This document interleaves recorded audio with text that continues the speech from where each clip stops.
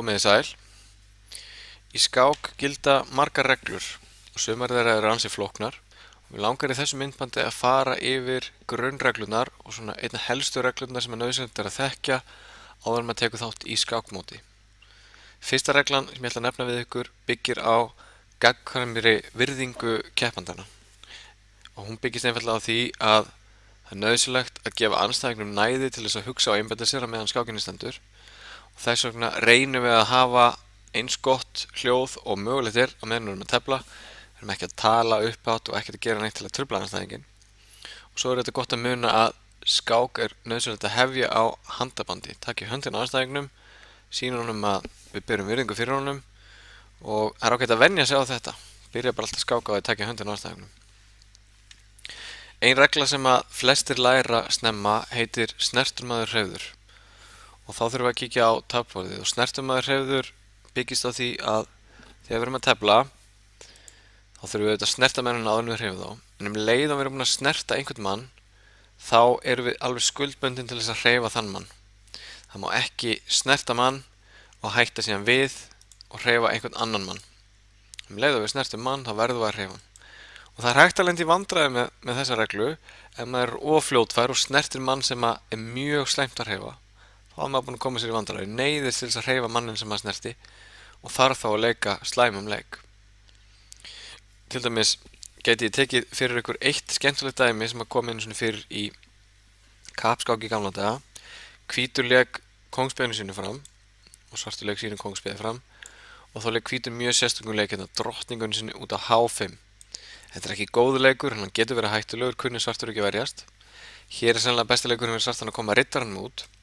En svartur ætlaði að leika drottningunni sinni út, sem er allt í lagi líka, hann ætlaði að fara með drottningunni sinni hingað. En áður en hann tók drottninguna þá snert hann kónginn sinn.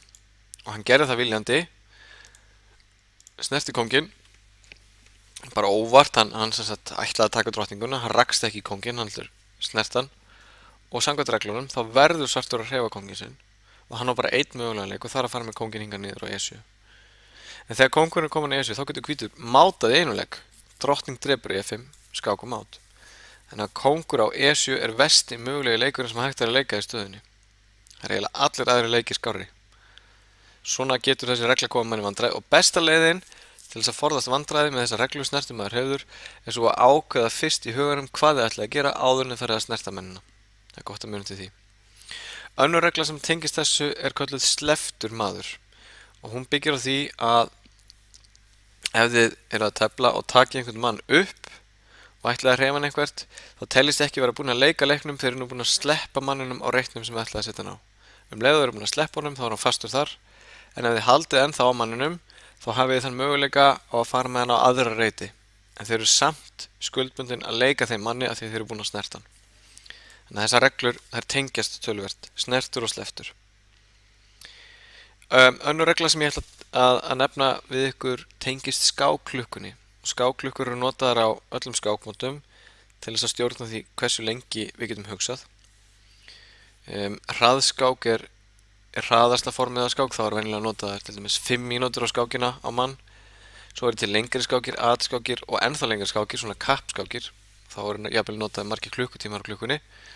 En það er alltaf sömu reglur sem tengjast klukkunni og það eru þannig að eftir hvern einasta leik sem við leikum þá verðum við að ýta á klukkuna og þá stoppa tíminn okkar og tími andstæðingsins fer í gang. En við megum ekki bara ýta hvernig sem er á klukkuna. Við þurfum nefnilega að velta fyrir okkur hvaða hendur við notum þegar við erum að tefla. Hvora hendina við notum til dæmis til þess að hreyfa mennina. Ef þau eru rétt hend notið hægri hendina þá þurfum við samkvæmt reglunum að ýta á klukkuna með hægri hendinni. Ef þið eru örfend og notið vinstri hendina til að hreyfa mennina, þá þurfum við að ýta líka á klukkuna með þeirri hendi. Þannig að reglan er, manni ber að ýta á klukkuna með sömu hendi og maður hreyfi mennina. Önnur reglan sem gott er að þekkja tengist jafntefli. Skák getur lokið með jafntefli með mörgum leiðum. Til dæmis ef að báðir kóngarnir eru einir eftir á borðinu, þá er skákin sjálfkrafa jafntefli.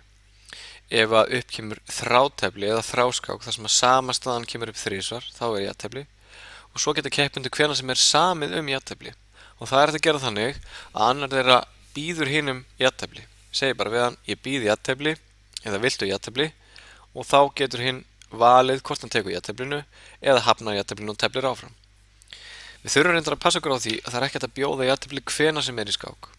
Reglurnar segja til að jafntefli má bara bjóða á meðan þú átt leik eða leið og leikur leik.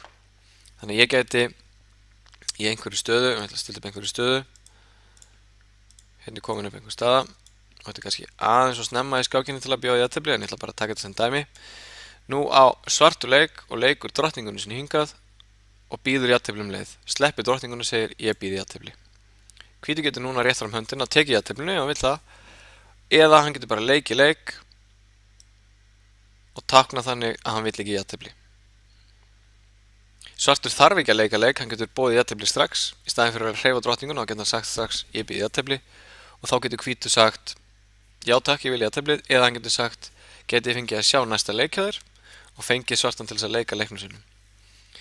En ef að svartur á leik hér og er að hugsa, þá má hvítur ekki trufla svartan og bjóða jafntefli á tíma svarts. Hvítur má ekki segja ég býði jafntefli á meðan svartur er að hugsa leik.